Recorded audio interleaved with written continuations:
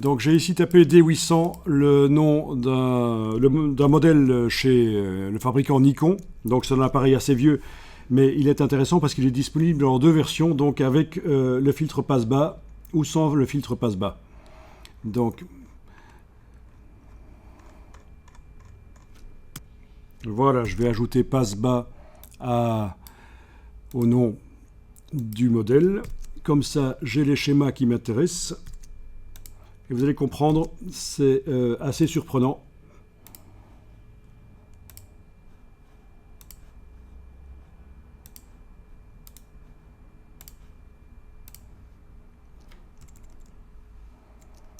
Okay.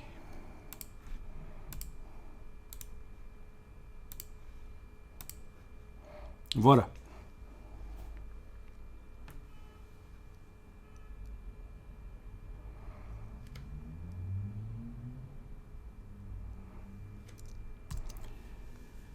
Donc il y a un filtre qui laisse passer les basses fréquences, mais pas les hautes fréquences. Qu'est-ce que c'est les basses fréquences et les hautes fréquences quand on parle en termes d'image? Eh bien on parle du détail. Les basses fréquences, ce sont les surfaces dans la réalité, ce qui est photographié, les surfaces qui n'ont pas beaucoup de détails, ce sont des surfaces unies, c'est les basses fréquences. Et là où il y a du détail fin dans la réalité, dans ce qu'on photographie, c'est ce qu'on appelle les hautes fréquences. Et le filtre passe-bas laisse passer les basses fréquences, mais pas les hautes fréquences. Autrement dit, il les rend flous. Ben oui, quand on ne laisse pas passer le détail vers le capteur, ça rend l'image floue. Et donc tous les appareils photo photographient l'image floue, sauf certains appareils qui sont disponibles dans une version avec pas d'effet de flou. Donc, je vais ici vous montrer des exemples.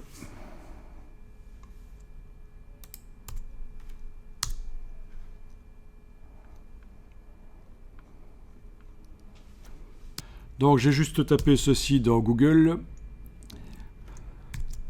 et il y a quelques exemples qui vous montrent que quand vous photographiez des choses dans la nature, vous avez parfois intérêt à avoir un appareil qui photographie super net et qui donc ne rend pas les images floues.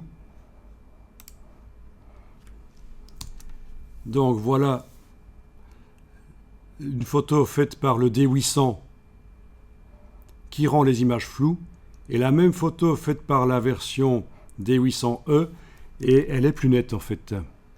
Il y a plus de netteté dans la photo de droite que dans la photo de gauche.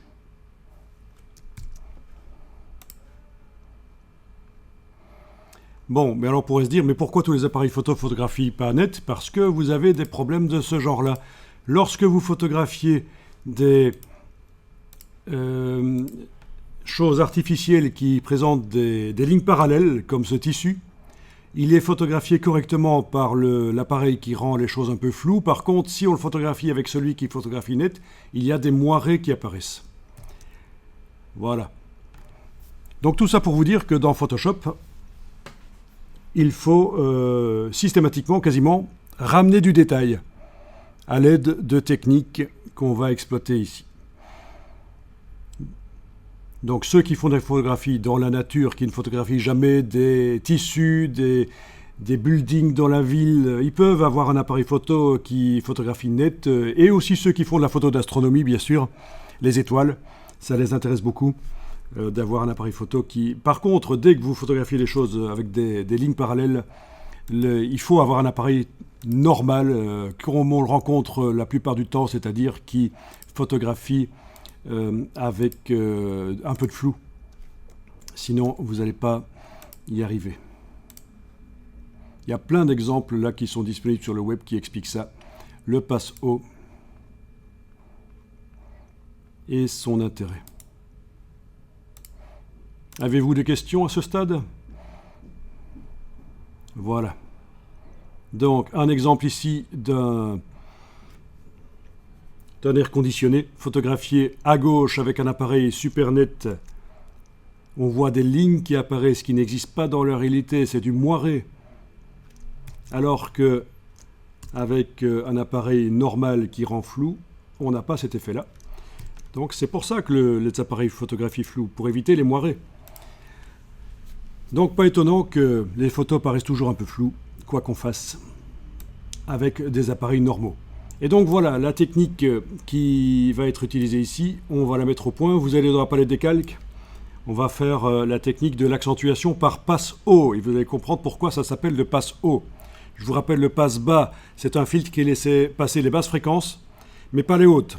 Et les hautes, c'est le détail. Donc il rendait flou le filtre sur l'appareil photo. Mais ici, dans Photoshop, on va appliquer un filtre passe haut. Ce sont des termes low pass, high pass que vous allez rencontrer assez régulièrement dans le monde de l'image. Donc voilà.